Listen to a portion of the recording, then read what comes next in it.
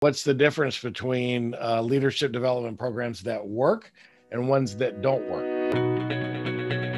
Welcome to Maximize Business Value Podsnack, a bite-sized version of the Maximize Business Value podcast, because sometimes you just don't have time for a full podcast meal.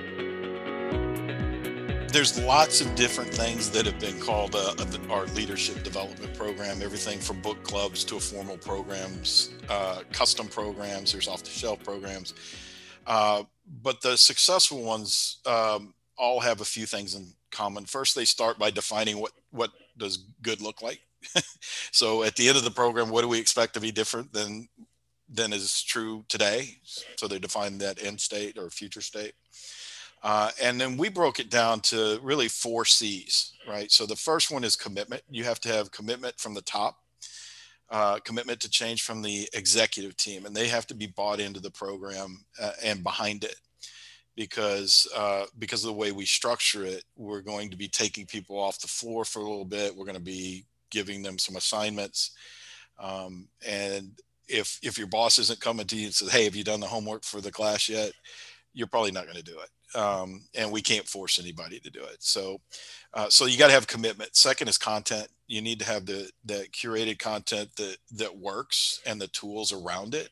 A lot of business books give you good ideas and theory, but they don't give you a tool to implement it. One of what I consider our strengths is to create those tools around some of these exceptional frameworks. And that content really needs to include an application exercise. Which is missing in a lot, right? So they teach you even if it is a tool, they teach you the framework, they teach you the idea, and they expect you to go apply it. And in doing this for 30 years, I would say about 10 to 15% of the people will go out and apply it. Unless I explicitly say, here, I expect you to do this and turn it in. And then we can get up to about 85, 90%. And then we build in competition within that, sometimes between teams, not individuals. We made that mistake because we want people working together, and we get that number up. So the content is key. Then an element that we didn't do early on 20 years ago that we have realized is absolutely critical is coaching.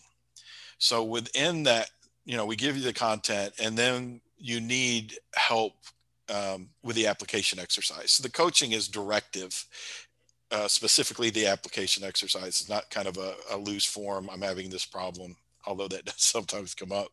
But we really want to coach you through applying that tool because when we give it to you, you're new, just like I was new to being a leader. And I don't want to slap you on the back and say, go get them, let them know if you need any help, because you're going to get stuck and quit, because that's what we all do.